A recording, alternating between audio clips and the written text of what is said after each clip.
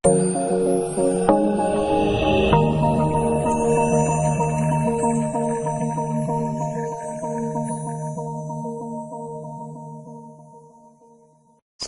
warahmatullahi wabarakatuh. Selamat datang, salam berluhur. Baik, hari ini kita sudah masuk di pertemuan ke-12. Nah, di pertemuan 11 kemarin kita sudah membahas mengenai interpolasi, yaitu interpolasi Lagrange, satu cara untuk memprediksikan data di antara data-data yang sudah ada. Nah, untuk pertemuan hari ini kita masih membahas mengenai interpolasi. Yang satunya yaitu interpolasi Newton. Mungkin masih ingat kemarin untuk interpolasi Lagrange ini dia punya beberapa kelemahan, yaitu jumlah komputasi yang dibutuhkan untuk satu kali interpolasi itu besar tergantung banyak data yang ada. Nah, jadi perhitungannya ini kalau datanya banyak, maka perhitungannya ini untuk satu kali komputasi menentukan nilai L-nya ini itu ya tergantung banyak data tadi. Kalau datanya ada 100, berarti kita harus melakukan perhitungan menentukan nilai L-nya ini ada 100 juga. Nah, itu jadi secara komputasi itu besar untuk satu kali interpolasinya itu. Kemudian kalau datanya diupdate atau datanya ditambah atau dikurangi, maka hasil komputasi sebelumnya tidak dapat digunakan lagi. Nah, itu kelemahan daripada interpolasi Lagrange ini. Jadi kalau misalkan untuk data awalnya ada 4 seperti ini, kita lakukan interpolasi. Nah, seperti ini. Persamaannya ya menggunakan sesuai dengan jumlah data ini. Nah, itu untuk mencari L1-nya. Nah, kalau datanya kita tambah, otomatis di sini akan bertambah lagi faktornya. Itu.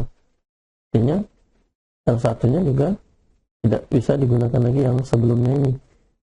Nah, begitu juga dengan L2, L3 dan seterusnya. Nah, itu jadi ada beberapa kelemahan seperti ini untuk interpolasi Lagrange. Maka kemudian muncul lagi metode yang interpolasi Newton ini, salah satunya ya untuk mengatasi kelemahan yang ada pada interpolasi Lagrange tadi. Nah, kita lihat ini fungsi polinomial untuk interpolasi Newton ini dalam bentuk seperti ini. Kemudian nantinya ini kita nyatakan sebagai ada istilah selisih terbagi atau disingkat ST. Nah, selisih terbagi ini yang kita cari nanti dari data yang ada itu. Kalau misalkan ini contohnya untuk jumlah datanya ada 4, N-nya ada 4. Nah, nanti kita akan menentukan kalau dia ada 4, berarti kita akan tentukan selisih terbaginya itu ada sebanyak 3. Nah, itu. Kemudian nantinya kita akan mendefinisikan konstanta A0 sampai A ke N ini yang merupakan selisih terbagi. Nah, maka nanti masing-masing selisih terbagi ini yang kita jadikan konstanta untuk konstanta Newton ini. Atau jadi Newton 1, Newton 0, 1, 2, 3 dan seterusnya. Nah, A0 itu adalah Fx0. Nah, kemudian A1 Fx1 dengan 0. Jadi kalau dia 1 itu 0 dengan 1. Nah, ini menentukan selisih terbaginya seperti itu. Kalau dia A2 berarti 0, 1, 2. Nah, kalau dia A3 0, 1, 2, 3 dan seterusnya sampai ke N. Nah, inilah selisih terbaginya. Jadi kita nanti kita gantikan dengan konstanta A ini. masing-masing selisih terbagi ini. Nah, selisih terbagi satunya ini untuk A0-nya fx0-nya, kemudian A1-nya fx1 dengan 0 dan seterusnya seperti ini. Nanti kalau ada data, misalkan data x1 mulai dari x0, x1, x2, x3, maka kita akan tentukan masing-masing nilai fungsinya, kemudian masing-masing selisih terbaginya seperti ini. Nah, lihat di sini dari tabel ini kelihatan bahwa nanti untuk selisih terbaginya itu seperti ini, terbentuk apa ini. Nah, ini kalau dia di ST1, kalau datanya ada 4, maka yang baris yang kita tentukan itu hanya 3 baris ini. Nah, di sini, jadi kalau X2 berarti X2 dengan X3. Nah, X3 berarti X3 dengan X4. X4-nya tidak ada. Maka ini tidak bisa kita tentukan. Nah, kemudian ketika posisi selisih terbagi 2, itu maka hanya 2 baris ini yang kita isi.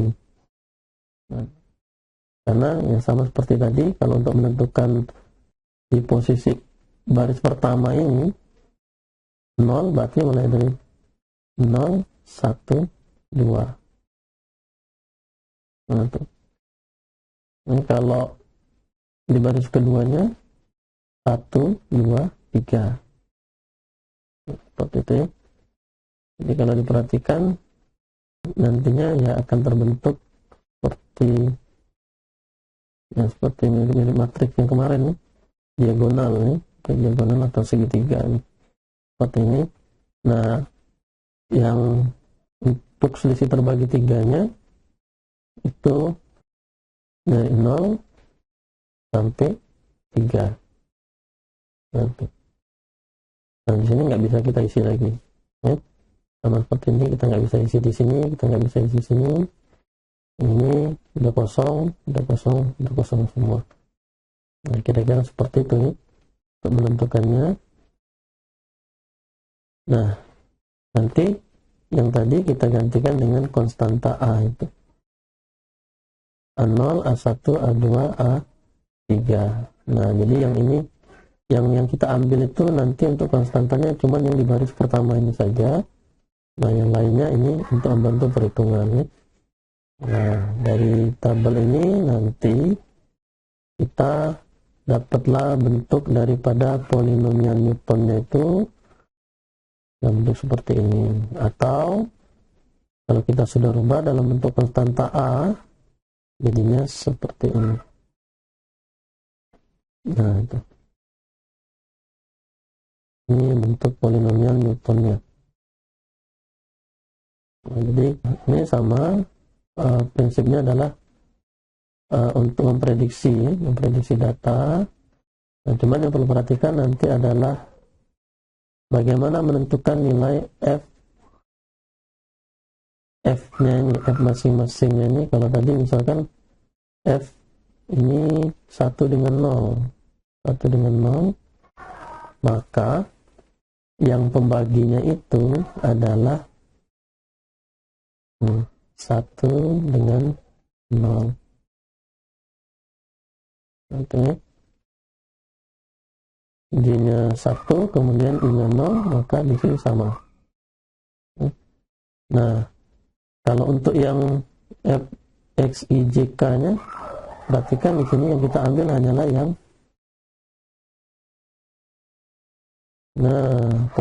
sisi paling kanan dengan paling kirinya untuk pembaginya. Kalau yang di atasnya ini, kalau dia sampai K, maka yang di atas ini adalah, kita lihat,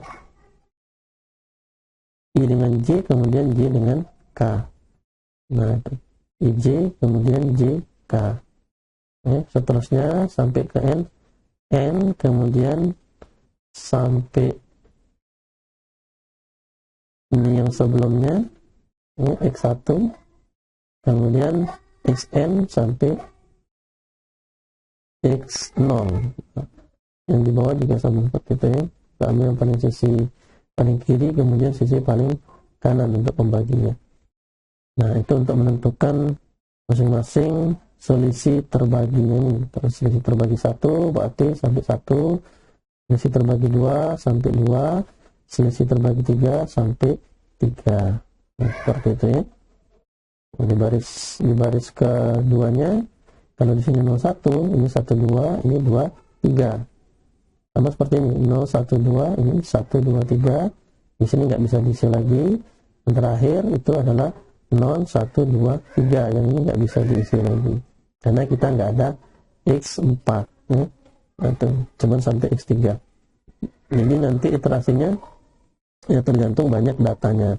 Nah, kalau datanya ada 4, berarti dia yang di sini diisi. Nah, itu karena ada X3 dengan X4. Tapi kalau datanya seperti ini, kira-kira tabelnya seperti ini nanti yang didapat ya. Nah, itu yang perlu diperhatikan adalah bagaimana menentukan ST1, ST2 dengan ST3 nya ini.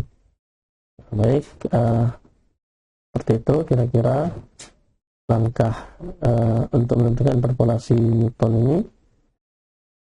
Nah, persamaan akhirnya dalam bentuk polinomial itu adalah seperti ini. Oke, nah sekarang kita lihat contoh. Di sini ada contoh, ini contohnya sama seperti yang kemarin, sama seperti yang interpolasi Lagrange kemarin. Kita mau memperkirakan untuk X sama dengan 8, jadi di antara 7 dengan 9 ini, dengan menggunakan metode polinomial interpolasi ini Newton ya. Ini Newton. Kalau kemarin ini Lagrange.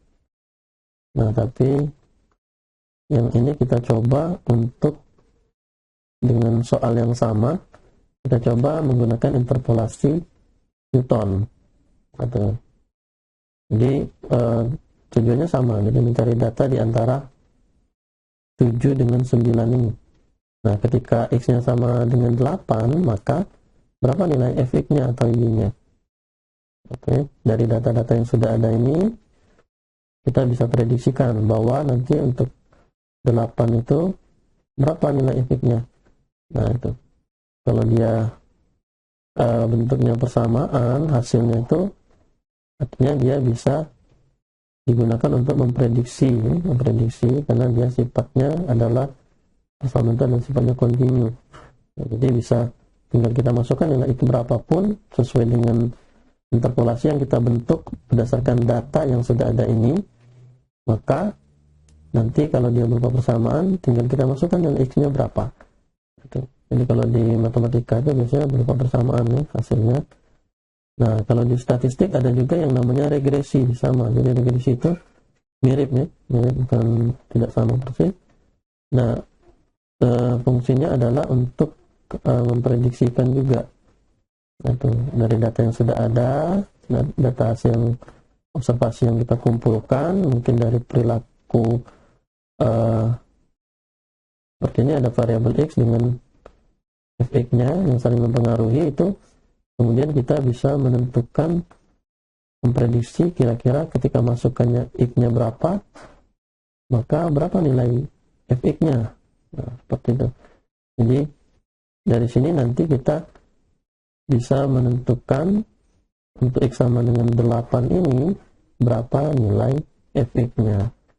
Nanti dengan cara interpolasi Newton ini. Nah, untuk menjawab ini soal ini, maka kita buat tabel seperti yang tadi, yang sebelumnya. Nah, kita akan menentukan ST selisih terbagi 1-nya, selisih terbagi 2-nya, kemudian selisih terbagi 3-nya. Nah, data seperti ini, nilai-nilai X-nya. Nah, kita akan mencari untuk X sama dengan 8 itu kira-kira berapa nilai Fx di sini. Fx-nya berapa? Nah, cara mengisi tabel ini, yang pertama, untuk mengisi ST1 baris pertama, perhatikan Fx yang kita tentukan itu adalah Fx 1 dengan 0, atau ya yang mana yang lebih enak aja ini untuk mengingat. Ya, biasanya sih kalau ini kan dari yang besar ke kecil ya. Nah, seperti itu kira-kira. Atau kalau mau mengingat, oh berarti kalau posisi 0 ya 0 dengan 1 ya. Nah 0 dengan 1 ini, maka rumusnya itu adalah seperti ini. Nah kita pembaginya itu adalah 1 dengan X1 dengan dikurang dengan X0. Fx1 di atasnya dikurang dengan Fx0. Nah inilah untuk menentukan selisih terbagi untuk baris yang pertama ini. Nah tinggal kita substitusikan nilai masing-masing ini, nilai X-nya ini yang warna kuning ini, kemudian Fx-nya yang warna biru ini. Nah 5 Fx1 ya, Fx1 5 dikurang 4, kemudian 4 dikurang 4 dikurang 2, dapatlah hasilnya 0,5. Nah nilai 0,5 kita taruh di baris pertama ini. Nah ini ya, taruh di sini. Kemudian kita mau menentukan yang pada kolom ST1 baris kedua. Nah baris kedua berarti dia 1 dengan 2. Nah 1 dengan 2 pembaginya ini X1 dengan X2, baginya sama X2 dikurang X1. Nah di sini Fx2 dikurang Fx1, Fx-nya yang ini 0 dikurang 5, 7 dikurang 4 sama dengan minus 5 dibagi 3, min 1,67. Nah ini kita taruh di sini. Kemudian kita mau menentukan yang baris ketiganya ini. Nah baris ketiga itu adalah 2 X2 dengan X3, jadi 3 dengan 2. Terusnya atau pertamanya seperti ini. Perhatikan X3 dengan X2 dikurangkan, dapatlah 1,5. Nah itu untuk yang kolom selisih terbagi yang pertama. Kemudian 1,5 kita taruh sini. Kemudian kita mau menentukan selisih terbagi yang kedua. Nah selisih terbagi kedua itu di baris pertama dari 0 sampai 2. Nah tuh perhatikan ya, sebenarnya kalau di selisih terbagi pertama tadi cuman X0 dengan X ini X1. Nah tapi kalau yang selisih terbagi kedua itu X0 X1 dengan X2. Nah tapi pembaginya itu perhatikan yang paling kanan dengan yang paling kiri. Nah jadi X2 dikurang X0, di atasnya karena dia ada 3 ini berarti F-nya itu yang sudah kita dapat sebelumnya, ini X2 dengan X1, kemudian X1 dengan X0. Nah, ya, dapat 0,43. Oke, kemudian kita taruh sini, kemudian kita cari yang baris kedua. Berarti kalau baris kedua itu di sini, karena di sini X1, maka mulai dari X1 sampai X3. Nah sama ya, untuk yang pembaginya itu dilihat yang paling kanan dengan paling kiri, X1 dengan X3. Nah, kemudian yang di atasnya X2 dengan X3 dengan X2 dikurang X2 dengan X1. Nah seperti itu, dapat lagi nilainya 0,63, kita taruh sini. Nah kemudian yang terakhir itu kita akan menentukan di selisih terbagi tiganya, yaitu di posisi baris yang pertama. Yang baris lainnya ini sudah tidak bisa kita tentukan nih, karena datanya cuma ada 4, berarti ST nya cuma sampai 3. Nah karena kita mulainya dari 0 ya. Nah, untuk yang baris pertama berarti mulai dari 0 sampai dengan x0 sampai dengan x3 gitu. Mirip-mirip dengan yang sebelumnya, cuman ya tergantung pada selisih terbaginya yang keberapa. Kalau yang ketiga berarti dia seperti ini. Nah, yang di bawah tetap paling kanan dengan paling kiri. Nah, diperhatikan yang pembagi di bawah ini tetap yang paling kanan dengan paling kiri. Yang di atasnya kalau dia x untuk yang xt3 maka di sini ada 4, maka di sini ada 3. Nah, 3-nya yang mana saja? 3, 2, 1, kemudian 2, 1, 0. fx 3, x2, x1 dikurang x2, x1 dengan x0. Nah, dari sini kita substitusikan nilainya, karena ini sudah dapat nilai fx ini 0,03 tadi dikurang dengan minus 0,43. Di bawah itu 9 dikurang 2, dapatlah 0,7.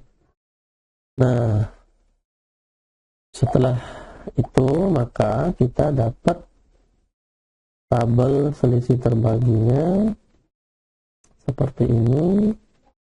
Nah, kemudian yang kita masukkan di persamaan Newtonnya ini, polinomial Newtonnya ini adalah yang ini sebagai konstanta nolnya, yang baris pertama semua, yang di sini sebagai konstanta A1-nya, kemudian di sini sebagai konstanta A2, dan di sini sebagai konstanta A3-nya. Maka untuk nilai X sama dengan 8, dapatlah kita substitusikan nilai-nilai ini, maka dapatlah untuk X sama dengan 8 itu nilainya adalah min 1,8. Nah, seperti itu ya. Jadi bedanya persamaan ini bentuknya dapatnya persamaan seperti ini. Nah, nantinya tinggal kita masukkan nilai X-nya maunya berapa. Di antara data-data ini misalkan ya, kita mau cari berapa nilai untuk X sama dengan 10 misalkan ya, atau X sama dengan antaranya ada X sama dengan 5. Nah, tinggal kita masukkan ke persamaan yang didapatkan.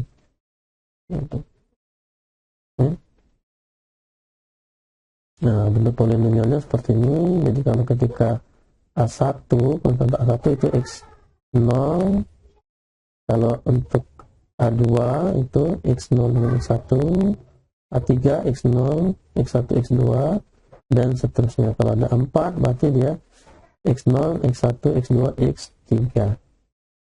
Nah, ini bentuk polinomial Newtonnya dari data yang sudah ada ini.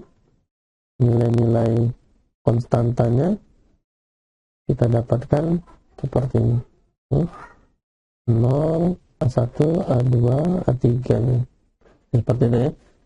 Nah, perlu diingat adalah bagaimana menentukan nilai daripada selisih terbaginya ini. Nah, kemudian untuk persamaannya diingat sesuai dengan jumlah datanya ada berapa, maka yang mana yang pembaginya itu. Nah, jadi dari bentuk umumnya ini dapat dimakan seperti itu ya. Nah, selisih terbaginya sesuai dengan kalau kita perhatikan ini yang sisi paling kanan dengan paling kiri semua yang diambil untuk yang pembagi di bawah ini. Oke. Di atas menyesuaikannya. Kalau dia ada 3 ya seperti ini dengan ini, kemudian ini dengan ini, ini dengan ini. dan seterusnya sampai ke N. Nah, itu ketika kita update data, tambahkan data, ya misalkan tambahkan di bawah di sini, data yang ini masih tetap kita bisa gunakan ya. Nah, itu. Jadi kalau kita tambah data di bawah ini masih bisa kita gunakan karena untuk menentukan ini ya sesuai dengan barisnya ini. Nanti. Kalau kita tambah data di sini, maka ini bisa kita isi, ya, tapi yang ini tidak perlu kita ganti. Itu bedanya dengan yang make range kemarin. Nah, mungkin untuk materi sampai di sini. Nah, ini ada latihan, nanti dicoba latihannya. Ya. Nah, di sini ada latihan. Baik. Nah, pertemuan hari ini kita cukupkan. Mengakhiri, Bapak ucapkan wassalamualaikum warahmatullahi wabarakatuh.